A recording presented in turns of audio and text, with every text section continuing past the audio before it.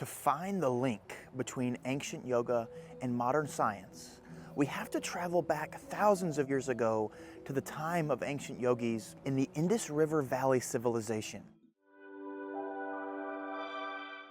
Now, this was a time where there was far less anatomical and scientific knowledge. So one, to understand their reality and understand their body, had to pay far more attention than what we pay attention to today. With this profound level of attention, the ancient yogis realized there are three major forces governing everything in the universe: creation, preservation, and transformation.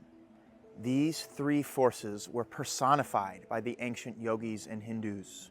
Creation was personified as Brahma, preservation was personified as Vishnu, and transformation was personified as Shiva. These three forces and personifications are called the Trimurti. So how does this relate to modern science? Well, recently I was looking at the structure of an atom, and it dawned on me the uncanny parallel between the three components of an atom and the three forces in the Trimurti. The three components of an atom, to remind you, are the protons, neutrons, and electrons. Let's break it down piece by piece. Starting with the proton, a positively charged particle that determines what element the atom is going to create. Each element has its own unique number of protons, and this is reflected in the periodic table as the atomic number. Much like Brahma creates, the proton creates the element in the atom. Moving on to the neutron. Without the neutron, the atom would simply break apart. Much like Vishnu preserves life, the neutron preserves the atom structure. And lastly, we have the electron. Interestingly, the proton and neutron make up 99% of the mass of an atom, but only 0.1% of the space of an atom. There is an electromagnetic field around every atom that the electrons zip through in a dance-like pattern. The electron's location has to be expressed in probability, not in exact terms. This electromagnetic field makes up 99.9% of the space of an atom, but only 0.0001% of the atom's mass. Electrons attract other atoms, allowing the atom to transform.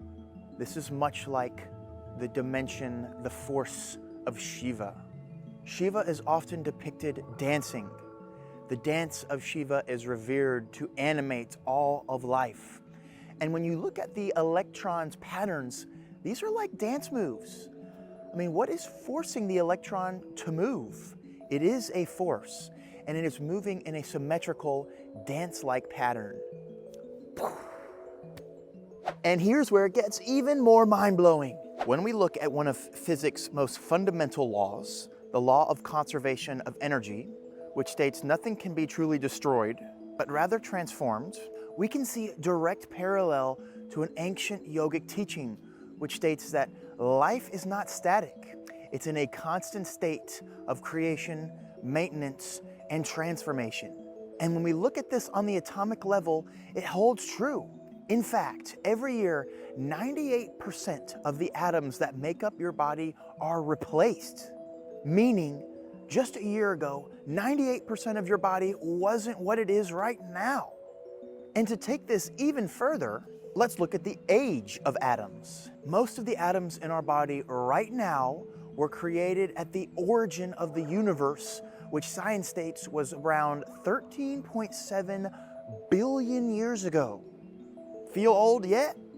That means atoms that made up stars are now making up our bodies. We're literally made out of stars, which overlays wonderfully with yoga's concept of identity, and that is we are not a limited identity of self, but rather the entire cosmos.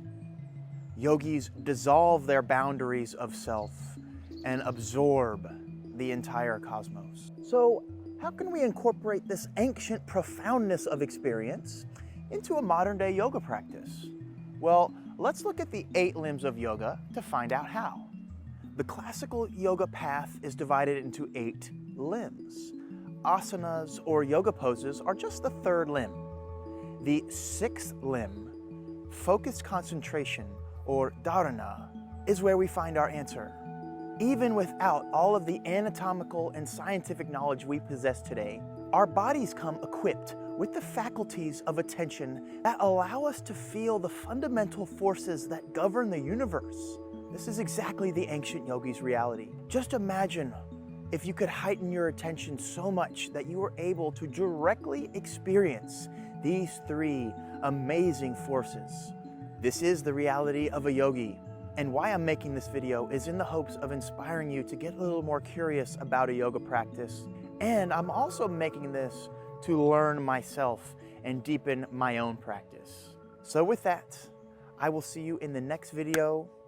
Namaste.